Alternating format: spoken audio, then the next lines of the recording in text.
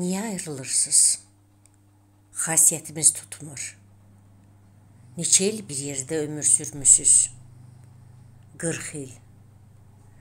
Bəs niyə bu qədər gec ayrılırsınız?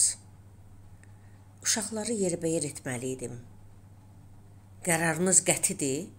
Bəli. Neçə aydan bəri davam edən məhkəmə prosesi başa çatmaq üzrə idi. Birazdan 65 yaşlı ərlə 60 yaşlı arvad rəsmən ayrılmış hesab olunacaqdı. Məhkəmə zalında əyləşmiş övladları, nəvələri Zariyatı inadından döndərə bilməmişdilər. Məhəmməd başını aşağı dikmişdi. Qohumların, dostların üzünü kədər bürümüşdü.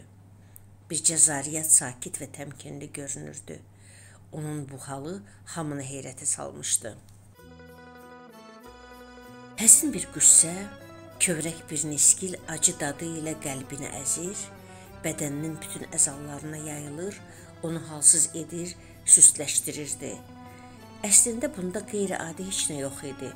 Bu halı onun üçün təzə deyildi. Dünyanı dərk edəndən bəri bu titrək kədər ürəyində əbədi yer tutmuş, dərin köklərlə hisslərinə, duyğularına işləmişdi. Harda olursa olsun, kiminlə söhbət edirsə etsin, nə işlə başını qatırsa qatsın, ən sevincli, ən fərəhli, ən həyəcanlı anlarında belə qəlbində dilsiz, ağızsız bir qəm baş qaldırırdı. Bu qəm yavaş-yavaş böyüyərək ağrıya çevrilirdi. Amma həmin ağrıda heç kəsin ağlına gəlməyən qeyri-adi bir istək vardı. O, öz sonunu gözləyirdi. İntizarla, səbirsizliklə, həsrətlə gözləyirdi. Bilirdi ki, bu son uzaqda deyil, o yaxınlaşmaqdadır. Tezliklə çağırılmamış qonaq kimi qapısını döyəcək. Bu, labüd idi. Bu sonun adı ölüm idi. Bütün insanların qismətində olan, birinin qapısını tez, o birininkini gec döyən ölüm. Zariyat üçün ölüm arzu idi. Neçə vaxtdan bəri onun xəyalı ilə yaşayırdı. Asan, sakit, rahat bir ölüm necə də gözəl olardı. Heç kimə əziyyət, narahatlıq vermədən, heç kəsi incitmədən bu dünyadan köçmək, əbədi rahatlığa qovuşmaq pis olmazdı. Onu bu dünyaya bağlayan bəndlər çoxdan dağılmışdı. Ona bu həyatı sevdirə biləcək, hisslərini, duyğularını isindirəcək heç nə qalmamışdı. Xeyli vaxt ümidsizlik dolu kədər içində gəzib dolaşandan sonra nəhayət öz-özünə etiraf etdi ki, Bakı onu sıxır, burada havası çatışmır, onun həyəcanlarına, istirablarına əlac edə bilmir. Ömründə birinci dəfə idi ki, buradan uzaqlaşmaq istəyirdi. Həyatında ilk dəfə öz evi ona yad və cansıxıcı görünürdü. 60 yaşla 2 ay əvvəl vidalaşmışdı. Nəslində bundan artıq yaşayan olmurdu. Xəstəlik keçirmədən, qəfildən həyatdan köçürdülər. Zariyatın ürəyinə dammışdı ki, onu da belə yüngül və sakit ölüm gözləyir. Lakin o, son mənzilə Bakıdan köçmək istəmirdi. Qusarın yamyaşıl xiyabanına bənzər qəbristanlığında çoxdan özünə yer gözaltı etmişdi. Zariyat sönbeşiyi olan Adili bir ay əvvəl evləndirmişdi. Yadına həmin toy günü düşdü. Ağappaq paltarda quşuna bənzəyən gəlin pəncərənin qabağında dayanmışdı. Adil isə stolun yuxarı başında oturub nə barədəsə danışırdı. Zariyat içəri girəndə Adil yerindən qalxdı. Zariyat gəlininin boynunu qucaqlayıb üzündən öpdü, sonra isə Adili yanına çağırıb onların arasında oturdu. "Xoşbəxt olun mənim balalarım," dedi. Ana üçün övladlarının xoşbəxtliyindən böyük səadət ola bilməz. Sizə bircə şey arzulayıram. Bir-birinizi başa düşməyə çalışın. Bir-birinizin qədrini bilin. Onun səsi titrədi. Şadlıq evində yaşına yaraşmayan şuxluqla süzən, sevincində yerə göyə sığmayan, deyib gülən Zariyat birdən-birə dəyişmişdi. "Ana, sənə nə olub?" Adil nigarançılıqla soruşdu. Zariyat onları qucaqladı. "Dünyada bir-birini sevməkdən gözəl heç nə ola bilməz. Çalışın bu sevgini ömrünüzün axırına kimi qoruyub saxlayın," dedi. Zariyat qəhərini heç cür uda bilmirdi. Nə Aybənizi, nə də Gülbənizi köçürəndə bu qədər kövrəlmişdi. Adilin narahatlığını görüb gülə-gülə ona təskinlik verdi. Sevindiyimdən ağlayıram oğlum, dedi. Bu kövrəklik onu xeyli vaxt tərk etmədi. İncə qamətli, mehriban təbiətli gəlininin başına dolanır, növbə-növ xörəklər bişirib təzə bəylə gəlinə qulluq etməkdən ləzzət alırdı. Amma nə qədər çalışsa da kədərini gizlədə bilmirdi. Bunu gəlini də, oğlu da hiss edirdi. Hər ikisi dönə-dönə onu sorğu-suala tutur, kefsizliyinin səbəbini öyrənməyə çalışırdı. Nə cavab verəydi? Deyirdi ki, heç vaxt indiki kimi kimsəsiz olmayıb. Onda gəlin onun haqqında nə fikirləşərdi? Deməzdimi Məhəmməd kimi ərin ola-ola niyə kimsəsizsən? Zariyatla Məhəmməd Adillə Nərgizi təyyarə limanından Toj səyahətinə yola salıb geri qayıdırdılar. Arvad, gözlərimə birtəhər dəyirsən. Bir şey olmayıb ki, deyə Məhəmməd soruşdu. Heç nə olmayıb, narahat olma. Zariyat onu sakitləşdirdi. Avtobus şəhərə çatanda Məhəmməd onun qolundan yapışdı. Arvad, gedək biraz gəzək. Onlar gəzə-gəzə dənizkənarı bağa gəldilər. Səndən nə əcəb? Zariyat təəccüblə ərinə baxdı. Bu sözlərdə biraz inciklik, bir qədər də maraq vardı. Məhəmməd ona cavab vermədi, amma tutuldu. Onlar bura sonuncu dəfə haçan gəlmişdilər. Məhəmməd yadına sala bilmirdi. Yan görələrindən qol-qola keçib gedən cavanlar, yaşlılar nədənsə ona bir sıxıntı gətirirdi. Yaxınlıqdakı skamyalardan birində oturdular. Heç biri danışmırdı. Bir-birinin üzünə baxmağa çəkinirdilər. Hər ikisinin nəzərləri onlarla üzbəüz skamyada əyləşən qoca ilə qarıya dikilmişdi. Kişi qarının əlini ovucunun içinə alıb oxşayır, astadan ona nə isə danışır, qarı isə maraqla qulaq asırdı. Onlar bir saata kimi söhbət etdilər. Hər ikisinin baxışlarından mehribanlıq yağırdı. Birazdan qarı qocanın qoluna girdi, sakit addımlarla, tələsmədən söhbət edə-edə bağdan uzaqlaşdılar. Zariyat həsədlə onların arxasınca baxdı. Külək onun səliqə ilə sancaqladığı saçlarını oynatdı. Məhəmməd təəssüflə, saçın nə yaman ağarıb, deyə səsləndi. Zariyat inciyib, elə bil məni təzə görürsən, dedi. 20 ildir saçlarım ağarıb. İndi gecə mehi ağ saçlarını oynatdıqca bunlar yadına düşürdü. Təkcə bunlar yox, Məhəmmədlə bir yerdə yaşadıqları uzun illərdən onun yaddaşına yalnız belə diqqətsizliklər, etinasızlıqlar həkk olunmuşdu. Xəyalı uzaq illərə qanadlandı.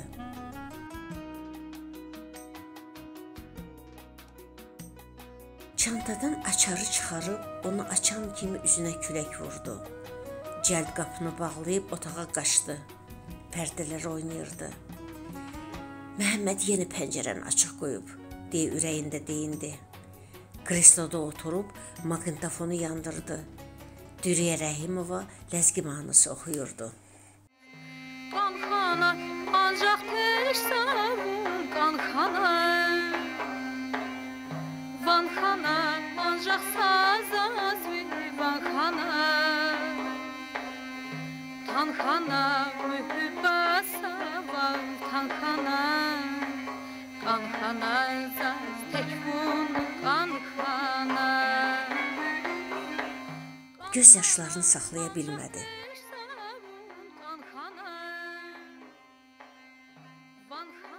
Son vaxtlar musiqiyə qulaq asa bilmirdi. O saat gözləri dolurdu. Musiqi yalğızlığını, kimsəsizliyini ona bir daha xatırladırdı. Nə vaxt yuxuya getdiyini bilmədi.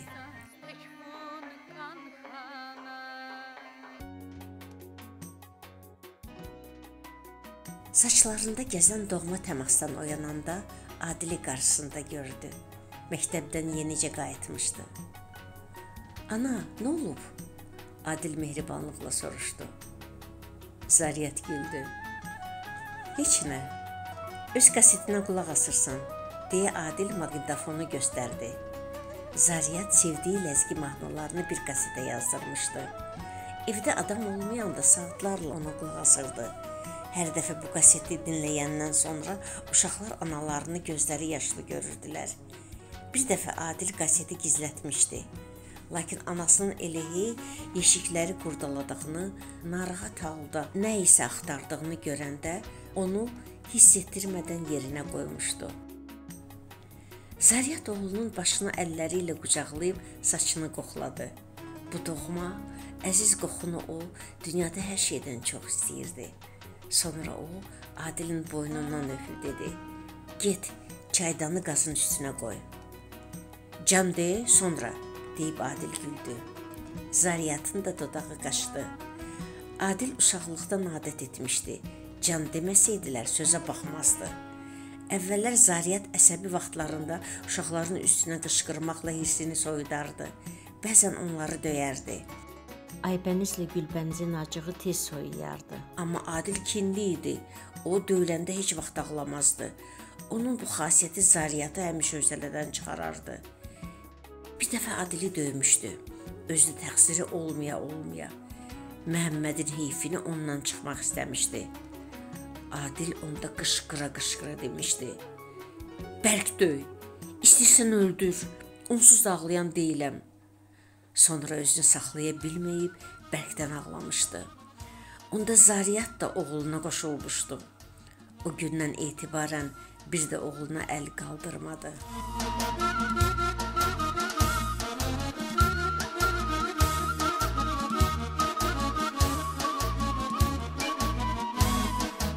Adil həssas uşaq idi. Zərifə kefsiz olanda dərhal bunu hiss edərdi. Belə vaxtlarda sakitcə ona qısılar, bircə kəlmə də danışmazdı. Bir sözünü iki eləməzdi. Zaryatın buzu əriyənə, eyni açılana kimi yanından çəkilməzdi.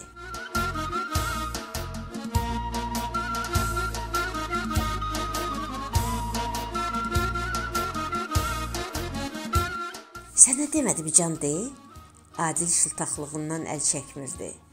"Can," deyib Zaryat oğlunun alnından öpdü. Bu şirin xatirələrdən kövrəldi. İndi görəsən hardadılar, necə dincəlirlər, deyə düşündü. Sonra Aybənizlə Gülbəniz yadına düşdü. Gözləri yaşardı. Qızları ailə qurub paytaxtdan xeyli uzağa, biri Zaqatalaya, o biri isə Qaxa köçmüşdü. Onlarla ildə bir ya da iki dəfə görüşürdülər. Zaryatı Bakıya, doğma evinə bağlayacaq daha heç bir qüvvə qalmamışdı. Mehriban Bakı daha onu özünə çəkmirdi. O, buradan bir dəfəli getmək qərarına gəlmişdi. Səsli küylü, izdihamlı, qoynunda həmişə həyat qaynayan şən və gür şəhərdə özünü narahat və tənha hiss etməyə başlamışdı. Bir həftə idi ki, paltarını yerbəyer edir, nəyi götürüb nəyi saxlayacağını ayırd edirdi.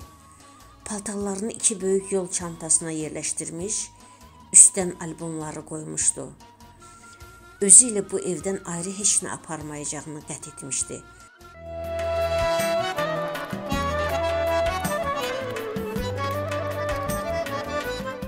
Rayon mərkəzində yaşıllıqlara bürünmüş bir mərtəbəli rahat, səliqəli ata evi onun yolunu gözləyirdi. Uzun illərdən bəri hər yay tətil başlananda Zaryat uşaqları ilə burada dincələrdi. Məhəmməd adəti üzrə bir ay sanatoriya və ya kurorta gedər, arada 2-3 günlüyə onlara baş çəkib şəhərə qayıdardı. Son illər uşaqlar da nadir hallarda bura gedirdilər. Onların başları işə, ailə qayğılarına qarışmışdı. Son 2 ildə Zaryatdan başqa ailə üzvlərindən kimsənin ayağı rayona dəyməmişdi. Amma onun dünyada bu ev qədər mehrini saldığı ikinci yeri yox idi. Buraya o, bütün varlığı, ən zərif, ən incə, ən şirin duyğuları ilə bağlı idi.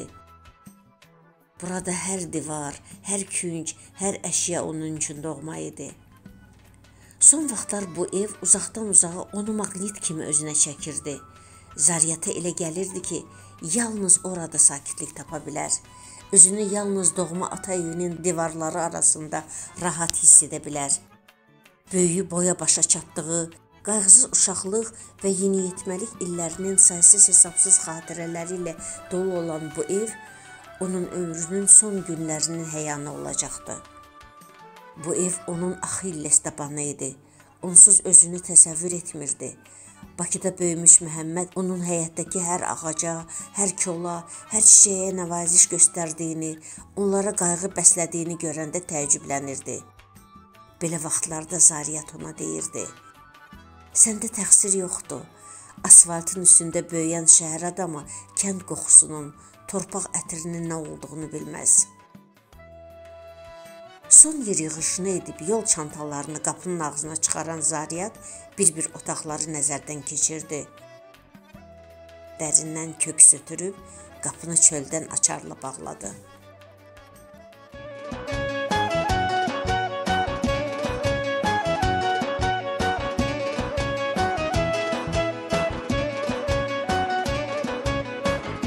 Məhəmməd işdən qayıdanda Zariyatı evdə görmədi. Təzə dəmlənmiş çay və isti xörək həmişəki kimi qazın üstündə idi. O iştahla şam edib üstündən bir stəkan çay içdi. Sonra isə qəzetləri göz gəzdirməyə başladı. Birazdan onu yuxu apardı. Oyananda qaranlıq otaqda yalqız olduğunu gördü. Gecə saat 12-nin yarısı idi. "Bəs Zariyat harda qaldı?" deyə narahat oldu. O, tənhalıqdan heç vaxt bugünkü kimi qorxmamışdı. Heç vaxt arvadı üçün indiki kimi darıxmamışdı. Ürəyinə nə isə dammış adamlar kimi birdən qərarsızlaşdı. Nigarançılıqla bir-bir otaqlara baş çəkdi. Özünə yer tapa bilmirdi.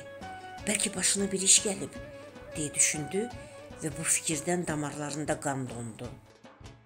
O, anasının yolunu gözləyən köməksiz uşağa bənzəyirdi. İlk dəfə idi ki, öz evində tək qalırdı. Qərar tuta bilməyib həyətə düşdü. Blokun ağzında var-gəl etməyə başladı. Küçədə maşınların hərəkəti azalmış, ətrafa sakitlik çökmüşdü. Ağır addımlarla pilləkənləri qalxıb otağa qayıtdı. Təklik onu vahiməyə salmışdı. Ömrü boyu evdə Zariyat onu qarşılamış, evdən Zariyat yola salmışdı. Uşaq kimi qulluğunda durmuş, nazı ilə oynamışdı. İlk dəfə idi ki, arvadı xəbərsiz, ətərsiz hara isə getmişdi. Lakin hara? Onun Bakıda qohumları az idi. Onlarla da məclisdən məclisə görüşərdi. Yeganə bacısı 2 il əvvəl vəfat etmişdi. Rəfiqələrinin yanında gecəni bu vədəsində qalmazdı. Deməli, nə isə baş vermişdi. Birdən maşın vurar. Bu fikir onu sarsıtdı. Nə edəcəyini bilmədi. Narahat halda çarpayıya çöktü. Bu zaman əli nəyə isə ilişdi. Bu, zərf idi. Tez onu götürüb açdı. İçindəki məktubu həyəcanla oxumağa başladı. Məhəmməd, məktubumu əlinə alanda mən Bakıdan uzaqda olacağam. Ona görə də yazdıqlarımı axıracan oxu, sözlərimi sakit və səmimi qəbul et. Özündən çıxma. Bugün mən sənə birgə yaşadığımız 40 ildə deyə bilmədiklərimi yazıram. Ona görə yazıram ki, heç vaxt dilimə gətirib onları sənə deyə bilməyəcəkdim. Desəydim də məni başa düşməyəcəkdin. Məni məsxərəyə qoyacaq, sözlərimi qəribliyə salacaqdın.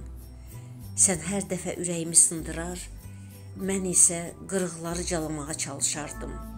Bugün mən bunları sənə çatdırmalıyam. İstəyirəm ki, ürəyimdəkilərdən barı indi xəbər tutasan. Uşaqları yerbəyer etmişik. Maşallah, hamısı da ağıllı çıxıb. Hərəsinin öz evi işiyi var. Daha bizim köməyimizə ehtiyacları yoxdur. Mən bu dünyada yalnız onların sevinci ilə yaşamışam. Fərəhsiz həyatımın mənası yalnız uşaqlar olub. Daha onlardan narahat deyiləm. Mənsiz də keçinə bilərlər.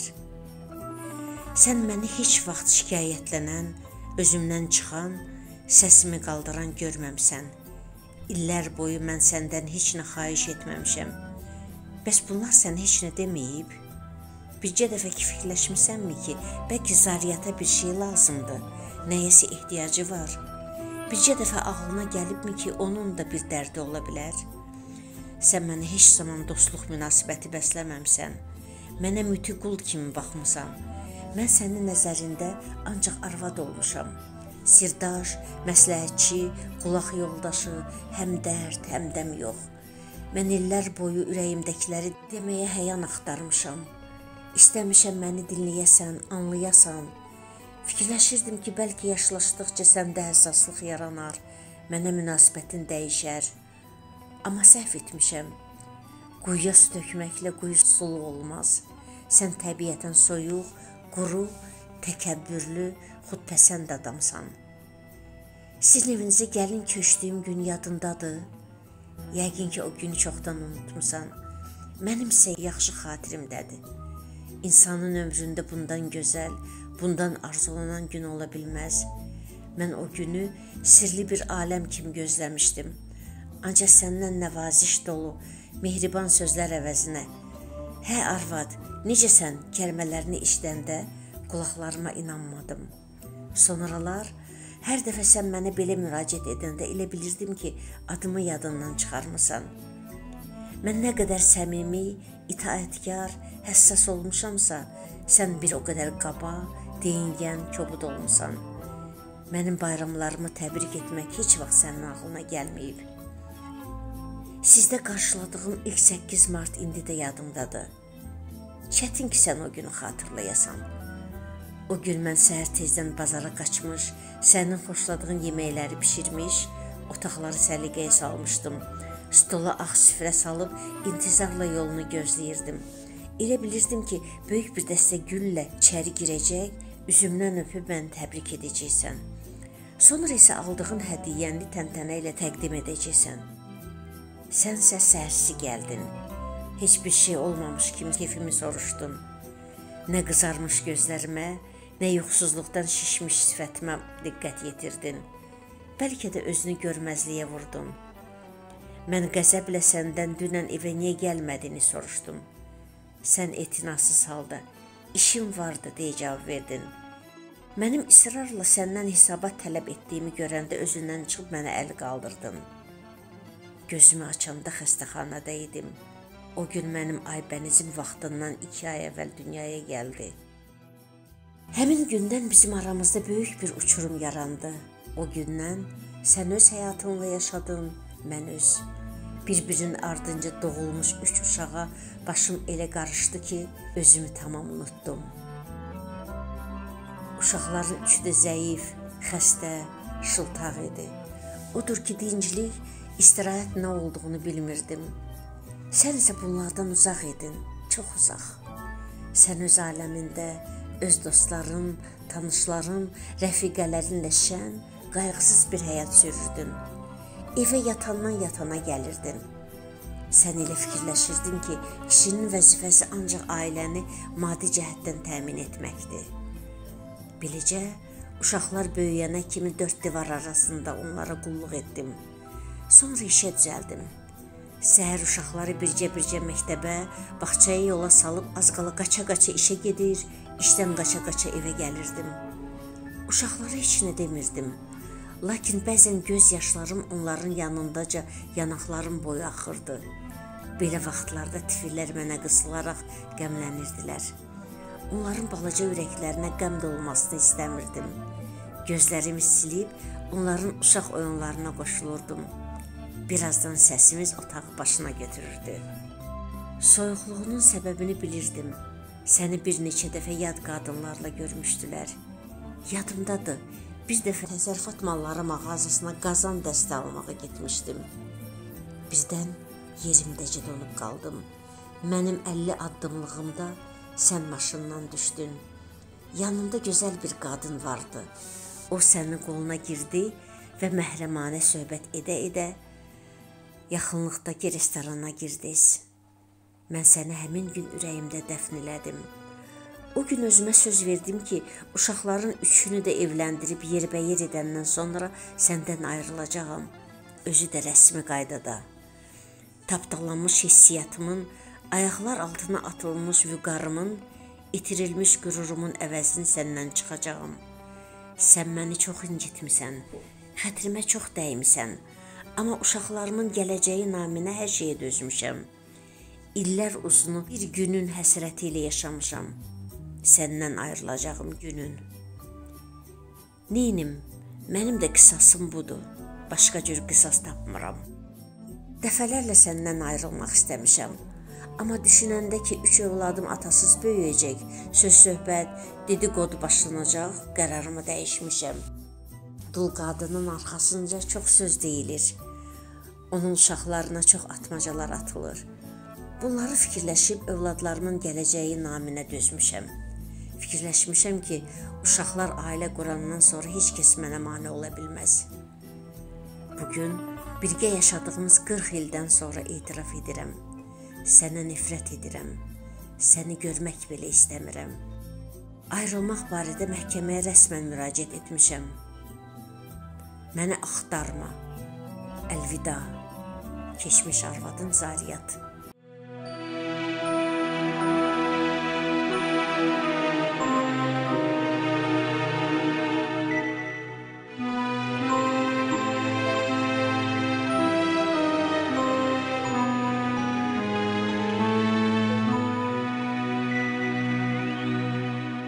Məhəmməd yerindəcə donub qalmışdı. Qımıldana da bilmirdi. Bədənini üşütmə tutmuşdu. Zariyatın məktubunun hər cümləsi, hər kəlməsi neştər olub ürəyinə sancılırdı. Qəfil baş ağrısından gözlərinin qapaqları ağırlaşmışdı. O, heç vaxt özünü indiki kimi yalqız, bədbəxt, tərk olunmuş, kimsəsiz hiss etməmişdi. Zariyatın məktubu onun üçün bir kəşf idi. Ağlına da gəlməzdi ki, arvadı onu nədəyisə təqsirləndirə, ittiham edə bilər. Onu sanki ildırıb vurmuşdu. Fikirləşmək, qərara gəlmək iqtidarını itirmişdi. Zariyat məndən niyə ayrılır? Bu yaşlı vaxtımda onsuz mən nə edəcəyəm?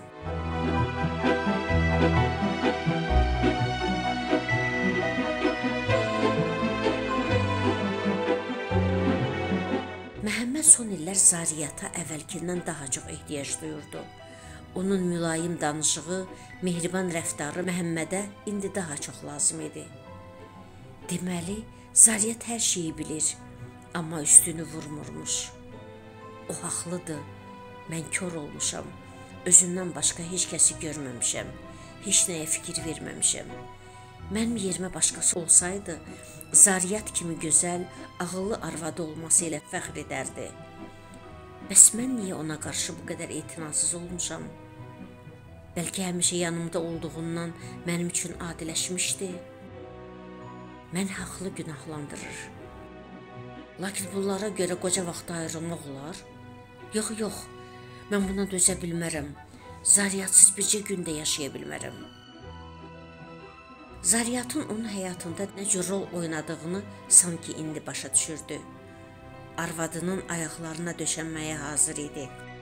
Təki onu bağışlasın, təki geri dönsün, təki yaşının bu vaxtında onu tək-tənha qoymasın. Məhəmməd uşaq kimi ağlayırdı.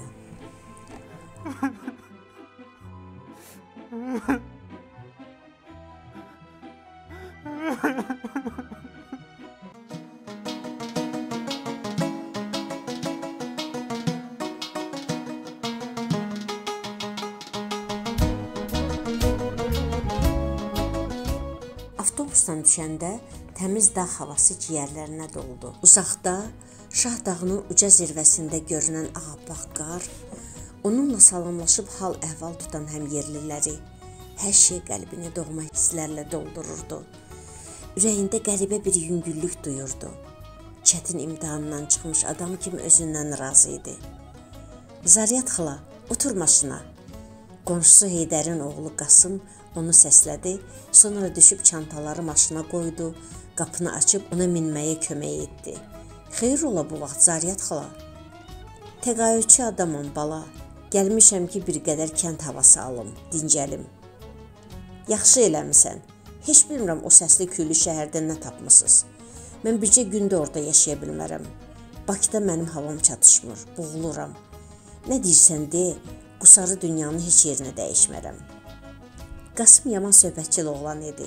İki daşın arasında rayonun bütün yenilikləri haqqında məlumat verdi. Onu evin qarşısında düşürüb mehribanlıqla sağollaşdı. Darvazanı açıb içəri girəndə Zariyat köks dolusu nəfəs aldı. Həyət başdan başa yamyaşıl otla örtülmüşdü. Ağaclar, kollar, körpə tumurcuqlarla dolu idi. Təbiət oyanmaqda idi. Bu, Zariyatın ən çox sevdiyi vaxt idi. Havada baş gicəlləndirici yaz qoxusu duyulurdu. Ötən yaydan bəri bu evin qapısı açılmamışdı. Həmişə ildə bir neçə dəfə gəlib burada qalan Zariyatın başı Adilin toyuna qarışdığından imkan tapıb rayona gələ bilməmişdi.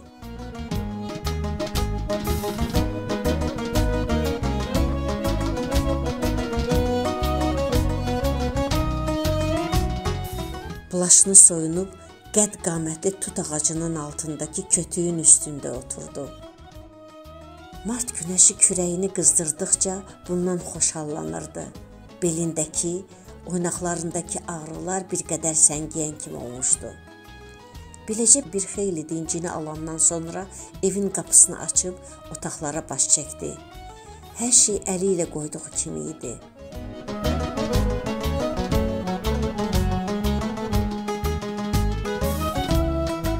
Əynini dəyişdi, zivəni yaş əski ilə silib yorğan döşəyi, balışları çölə daşıdı. Sonra pəncərələri açıb otaqlarda təmizlik işləri ilə məşğul olmağa başladı. Özünə xas qaydada elə tez-tez işləyirdi ki, elə bil kimsə ona qonaq gələcəkdi. Birdən ayılan kimi oldu. Hara tələsirsən, ay yazıq.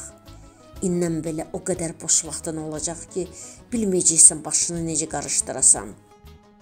Bu fikirdən ürəyi sıxıldı. Buraya niyə, hansı məqsədlə gəldiyi elə bil indi yadına düşdü. Otaqların səliqə sahmanına, həyətin abadlığına, bağ qayğılarına başı elə qarışmışdı ki, günlərin nə vaxt ötüb keçdiyindən, həftələrin necə başa çatdığından xəbər tutmurdu. Bağı başdan başa belləmiş, qonşulardan gül şidilləri, toxumlar gətirib əkmişdi. Evi bayırdan əhəngləmiş, taxta çəpəri rəngləmişdi. Bu işləri görə-görə uşaqlıq illəri, valideynləri ilə bağlı şirin, doğma xatirələr yadına düşürdü. Onların həyəti qızıl gülləri ilə bütün rayonda məşhur idi. Atası Şahmir qızılgül həvəskarı idi. Hara gedirdisə, oradan nadir qızılgül şitilləri ilə qayıdardı. Qonşular, qohumlar məclislərə, şənliklərə onlardan gül aparardılar. Onun bu həvəsi Zariyata da keçmişdi. O, atasından qalma gül kollarına xüsusi qayğı ilə diqqətlə, qəribə bir nəvazişlə qulluq edir, yenilərini yetişdirirdi. Ştil əkməkdən, qələm budamaqdan, ağac dibi yumşaltmaqdan xoşu gəlirdi. Günlər hiss olmadan ötüb keçirdi. Qonşular tez-tez Zariyata baş çəkir, onu evlərinə qonaq dəvət edirdilər.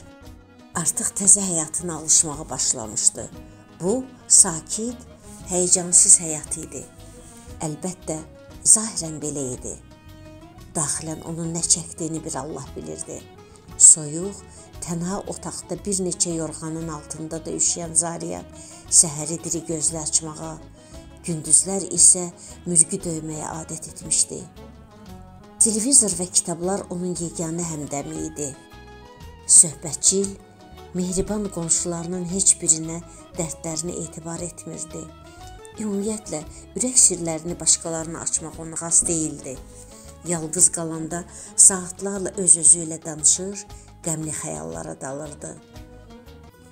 Bir gün səhər tezdən bağdan həyətə dönən Zariyat tut ağacının altındakı stolun arxasında oturmuş Məhəmmədi gördü.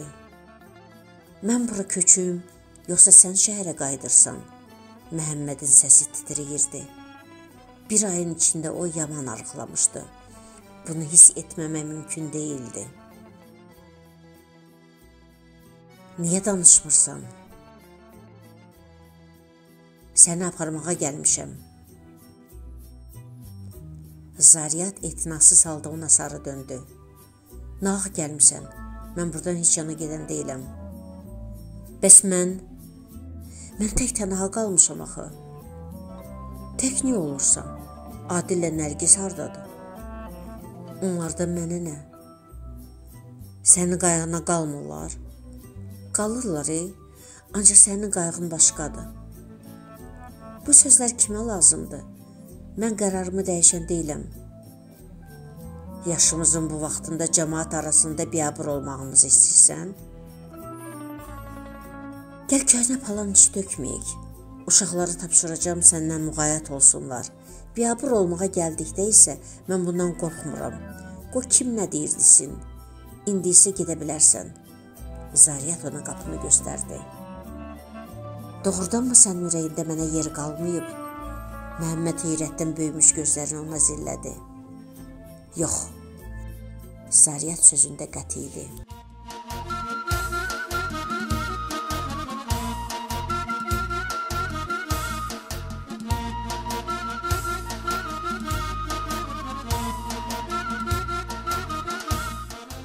Zariyat yeni, yalqız, sakit həyatına öyrəşirdi.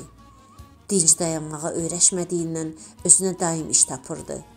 Bir çörəyi az qala bir həftəyə yeyən, dükan bazara təsadüfə gedən Zariyat lazım olan göy-göyərtini tərəvəzi həyətində əkmişdi. Özünə söz vermişdi ki, nə Məhəmməddən, nə də uşaqlardan pul olacaq. Pal-paltarı ömrünün sonuna kimi ona bəs edəcəkdi, təzələrini almayacaqdı. Cüzi pensiyası ona ən zəruri ərzaq almağa bəs edəcəkdi. Fikirləşirdi ki, ehtiyac məcbur etsə gilas, şaftalı, qaysı, qarağat, alma, armud, bir sözlə bağındakı meyvəni bazara çıxarar. Səhər açılandan gün batana qədər arı kimi hey işləsə də, başını işlə qarışdırsa da, xəyallarına durğunluq gəlmirdi. Başının üstünə almış kədər dumanı dağılmırdı ki, dağılmırdı. Ürəyinə çökmüş qəmli, qərib hissləri özündən heç cür uzaqlaşa bilmirdi. Onlar zəli kimi Zariyata yapışıb qopmaq bilmirdilər. Qəlbində hamıdan inci idi və böyük dünyada onu şənləndirə biləcək, xəyallarını sakit, bulutsuz, dumansız bir məcraya yönəldə biləcək heç nə yox idi. Həyat onun üçün bir-birinə oxşayan rəngsiz, dadsız günlərdən başqa bir şey deyildi. Mətbəx, həyət, bağ, bir neçə qonşu. Həyat onun üçün yalnız bunlardan ibarət idi. Arabir uşaqlarının səslərini telefonda eşidirdi. Ancaq öz qayğılarına başları qarışmış uşaqlara onun qayğıları, həyəcanları tanış deyildi. Kim bilir, bəlkə heç xəyallarına da gətirmirdilər ki, o nəyinsə fikrini çəkə bilər. Axı o ana idi. Həmişə onların fikrini çəkməyə, onların problemlərini həll etməyə öyrəşmişdi. Özünün nə dərdi ola bilərdi ki? Məhəmməd 2 dəfə zəng çalmış, amma arvadının soyuq səsindən onun inadından dönməyəcəyini anlayıb bir daha telefona yaxın düşməmişdi. Zariyat daha təqvimə baxmırdı. Onun üçün zaman çoxdan dayanmışdı. Səhərin açılması, axşamın düşməsi, havanın tutulub açılması, isti, soyuq, acılıq, susuzluq daha onun üçün əhəmiyyət kəsb etmirdi. Canının dişinə tutub bədənini bürümüş saysız-hesabsız xəstəliklərin ağrısına dözürdü. O, öz sonuna hazırlaşırdı. Bilirdi ki, o gün uzaqda deyil. Ürəyinə dammışdı ki, yaxın vaxtlarda əcəl onun qapısını döyəcək, canını alacaq. Dözülməz əzablarına, çəkilməz dərdlərinə son qoyacaq. O, bütün istirablarına bu dünyada qoyub nəhayət o sirli, əsrarlı dünyaya köçüb gedəcək. Onun üçün ölüm xilaskar idi.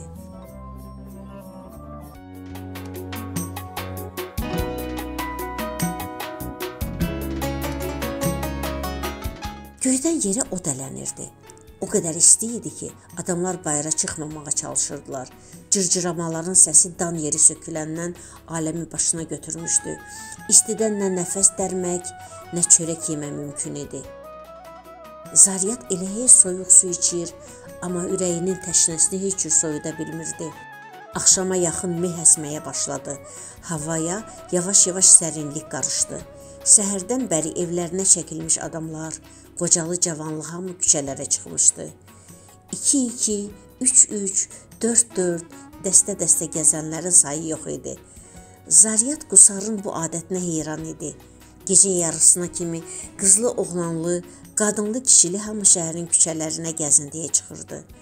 Əvvəllər o da belə gəzintiləri xoşlayırdı. Amma indi ayaqlarının ağrısı ona çox hərəkət etməyə imkan vermirdi. Qapısının ağzındakı skamyada oturub, gedib gələnlərə xeyli tamaşa etdi. Qibtə, həsəd dolu baxışlarla onlara göz gəzdirdi. Sonra həyətə keçdi.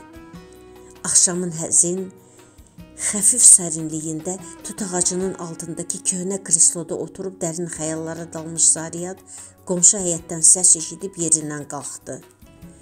İbadullah dayının köhnə, yarı uçuq, yarı sökük evinin qapısını uzun illərdən bəri açan yox idi. İbadullah dayı dünyadan köçəndən bəri bu evə kimsənin ayağı dəyməmişdi. Onun varı yoxu bircə oğlu deyilənlərə görə Rusiyanın hansısa ucqarına köçmüşdü. O vaxtdan orada yaşayırdı. Bu böyük həyət yalnız buradakı qocaman meyvə ağacları bar verəndə yada düşürdü. Uşaqlar çəyirtkə dəstələri kimi ağaclara daraşır, meyvələri yoluşdurub aparırdılar. Quruyub qaxaca dönməkdənsə qoy uşaqlar doyunca yesinlər. İbadullah dayının ehsanı olsun, deyə Zariyat uşaqları dəyib dolaşmırdı. Amma arada onları tapşırırdı. Ehtiyatlı olun uşaqlar, amanın günüdür. Yıxılmayın, həm də budaqları sındırmayın. İndi meyvə vaxtı deyildi. Ağaclar bara yenicə dolurdu. Bəs həyətə girən kim idi? Zariyat qonşu həyətin cəbərinə yaxınlaşıb içəriyə göz gəzdirdi. Birdən gözlərinə inanmadı.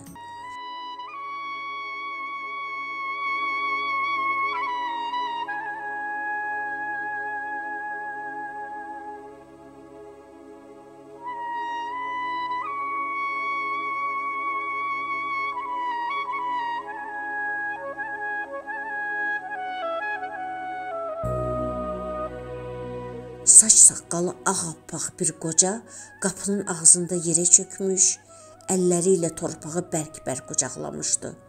Sonra o çömbəlib əllərini göyə qaldırdı, pıçıltı ilə nə isə dedi.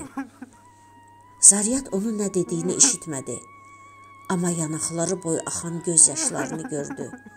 Bu mənzərədən özünü elə itirdi ki, nə edəcəyini bilmədi. Bir xeyli nəfəsini dərmədən ona göz qoydu. Axşamın bu vədəsində bu adam özgə həyətdən niyə girmişdi? O niyə ağlayırdı? Birdən yadına Samur düşdü. Qonşunun oğlu Samur. Sakit, utancaq, qız kimi üzü yola, iş gücü kitab oxumaq olan, ona görə də məhəllə uşaqlarının o qədər də sevmədiyi Samur. Doğrudanmı odur? Zariyatın ürəyində nə isə titrədi. İçinə xəfif bir kədər dalğası yayıldı. Zariyatın gəlin köçəcəyi günün səhəri idi. Yuxudan zərif bir qoxunun təsiri ilə ayıldı. Onun açıq pəncərəsində bir dəstə bənövşə var idi.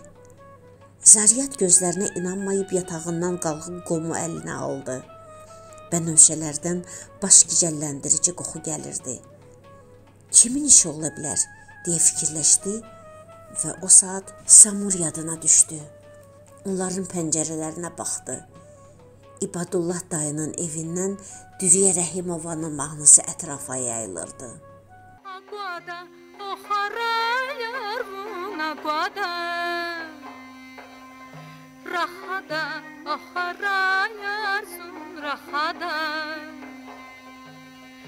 aqada, yapara vivan aqada, aguada bun oxaray zazya.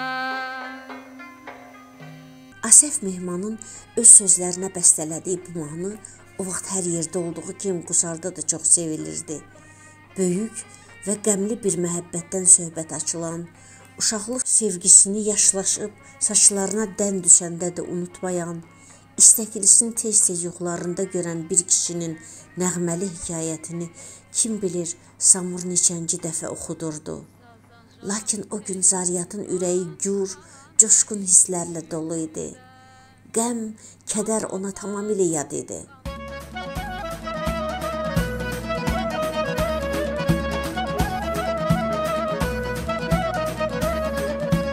Otağın küncündən asılmış ağ gəlinlik donu onun ürəyini başqa, naməlum hisslərlə doldururdu.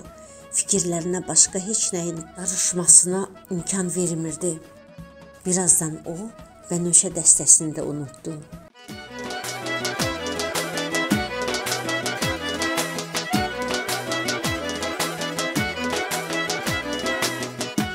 Axşam gəlini aparmağa gəlmiş maşınların siqnalları küçəni başına götürəndə Zariyatın baxışları qeyri-ixtiyarı qonşu həyətə zilləndi. Samur evlərinin qarşısındakı gilas ağacının ən uca budağında oturub onun pəncərəsinə baxırdı. Nədənsə Zariyatın ürəyi əsdi. Səs-küy ilə otağa girən bəyin adamları bircə anın içində ona hər şeyi unutturdular. Uzun, ağ gəlin libasında maşına oturanda səkinin kənarında dayanıb qəmli gözləri ilə onu yola salan Samuru gördü. Ürəyinə yenə həzin bir kədər çökdü. Baxışları toqquşdu və elə o an maşın siqnal verib yerindən tərpəndi. Sonralar, aylar, illər ötdükcə, yaşlaşdıqca Zariyat Samurun o qəmli baxışlarını tez-tez xatırlayırdı. Hər dəfə ümidsizliyə, bədbinliyə qapılanda onlar yadına düşürdü. Qəlbinin hansısa güşəsində əmin idi ki, həyatındakı bütün uğursuzluqlarının, bədbəxtliklərinin əsl səbəbkarı Samurun o qəm dolu ağlar gözləridir. Ona elə gəlirdi ki, bu gözlər onu qarğıyıb. Zariyat gicitkan kollarının keçilməz etdiyi qonşu həyətin qapısını açıb həyətə daxil oldu. Səs eşidən qoca yerindən qalxıb yaşlı dolu gözlərini ona dikdi. Onlar diqqətlə bir-birini süzdülər. Samur yenivum, sən Samursan? Zariyat zənnində yanılacağından qorxa-qorxa ehtiyatla səsləndi. Qocadan heyrət dolu nida qopdu. Zari! Zariyatın ürəyi titrədi. Onu yalnız bir nəfər belə nəvazişlə çağırardı. Gənc, yaraşıqlı, mehriban və utancaq Samur çox-çox illər əvvəl onu belə adlandırardı. Ondan başqa heç kəs heç vaxt ona Zari deyə müraciət etməmişdi. Zari! Qoca bu sözü elə məhrəmanə, elə titrək səslə təkrar etdi ki, Zariyat əsdi. Onlar qucaqlaşdılar. Həyatlarının gənc çağında ayrılmış bu adamlar qoca ilə qarı uşaq kimi ağlayırdılar. Bu gözyaşlarına sevincdən çox kədər qarışmışdı. Onlar boğazlarını tıxamış qəhərdən heç cür qurtula bilmirdilər. Dəyişmisən, Samur. Sən də, Zari. Saç saqqalın ağarıb, bir vaxtlar necə də gözəl oğlan idin. Bəs sən gözəlliyinlə neçəsini əsir eləmişdin. Necəsən, Samur? Gördüyün kimi, alababat, qoca əfəndi, hay-hayım gedib, vay-vayım qalıb. Bu uzun illərdə hardaydın? İrkutskda, öz evimdə, eşiyimdə. Bəs buralar yadına düşmürdü? Samur cavab vermədi. Zariyat anladı ki, onun yaralı yerinə toxundu. Səhvini düzəltmək üçün qonşusunun könlünü almağa çalışdı. Bağışla, sənin xətrinə dəymək istəmirdim. Samur əsən çənəsini ondan gizlətmək üçün söhbəti dəyişmək istədi. Təsadüfən bizim evin açarı sizdə deyil ki. Bizdədir. Atam onun yerini mənə göstərmişdi. Zariyat birazdan pas atmış bir açarla geri qayıtdı. Nə qədər əlləşdilərsə də qapını aça bilmədilər. Belə olduqda Samur çiyini ilə onu bərk itələdi. Qapı üstündəki köhnə tir qarışıq yerindən oynadı, toz torpaq yeri töküldü. Onlar dar, qaranlıq dəhlizdən keçib qonaq otağına daxil oldular. Samur işığı yandırdı. Stoldan, stullardan, kitab rəfindən, üzünə qəhvəyi dəri çəkilmiş divandan, küçdəki şkafın üstündəki rekord markalı televizordan və pəncərəyə qoyulmuş patifondan ibarət avadanlığı toz basmışdı. Samur haradansa bir val tapıb çıxardı. Onu patifona qoyub oxutdu. Dürüyənin həzin, kövrək səsi otağa doldu. Aguada, oxarayar bun aguada. Rahada, oxarayar sun rahada. Aqada, yapara vivan aqada. Aguada bun oxaray zazya. Zaryatın yadına məktəb illəri düşdü. Samur axşamlar tez-tez val oxudar, pəncərəni qəsdən açıq qoyardı ki, qonşu həyətdə səsi eşidilsin. Zaryat da dinləyərdi.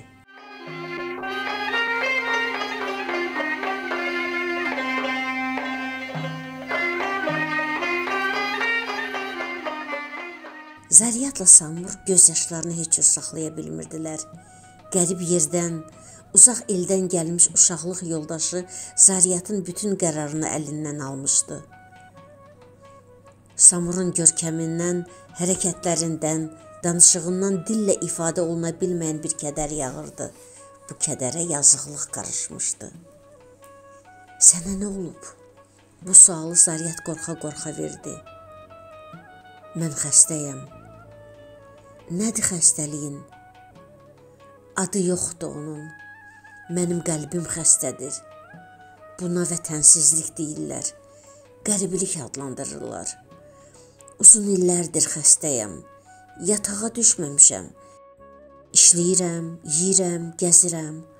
Amma içim yanır. Ruhum ağrıyır. Bilsəydin qusarı, evimizi nə qədər arzulamışam. Son vaxtlar hər gecə yuxumda doğma yerləri görürdüm. Neçə dəfə məzuniyyət götürüb buralara gəlmək istəmişəm. Amma kimin var? Kimin yanına gələydim deyə düşünürdüm.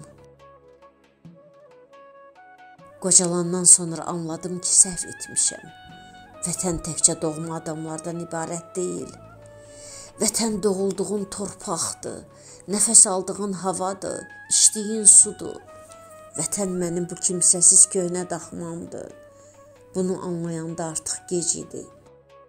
Ancaq arvadım mənim nələr çəkdiyimi bilirdi. O məni bura məcburən yola saldı. Get, vətəninə baş çək, qohumlarınla görüş, bəlkə sakitləşərsən, dedi.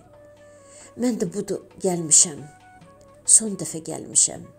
Ölüm qabağı. Samur qəhərini güclə uddu. Uşaqların varmı? 2 oğlum, 2 qızım var. Adları nədir? Aleksandr, Andrey, Svetlana, Mariya. Qəlbən də rusdular. Bəs kim olacaqlar? Anaları rus, ətrafları rus.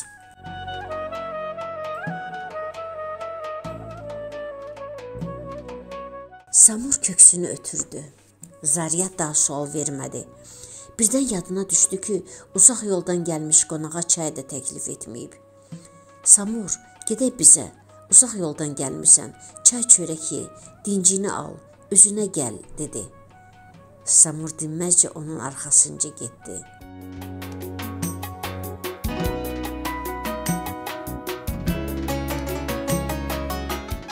Zaryatın gül çiçəyə qərq olmuş işıqlı aynə bəndində oturub çay içəndən, çörək yeyəndən sonra yenidən söhbətə girişdilər. Samurun ürəyi dolu idi. Heç bilirsən İrkutska niyə getdim?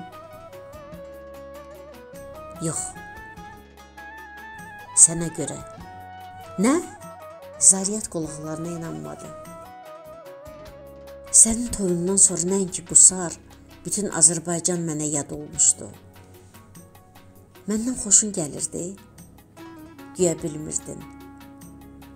Bəs ürəyini niyə açmırdın? Məndə cəsarətlə gəzirdi. Sən Bakıya gəlin köçəndən sonra anladım ki, daha buralarda dözə bilməyəcəyəm. Atam kədərimi anlayır, mənə toxtaqlıq verirdi. Anamın ölümündən sonra kişi bütün məhəbbətini mənə salmışdı. Sonra atam ağır xəstələndi.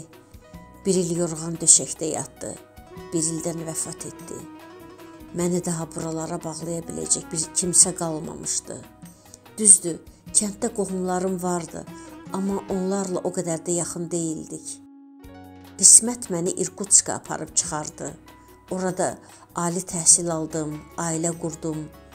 Nə qədər ki cavan idim, qəribliyin nə olduğunu dərk etmirdim.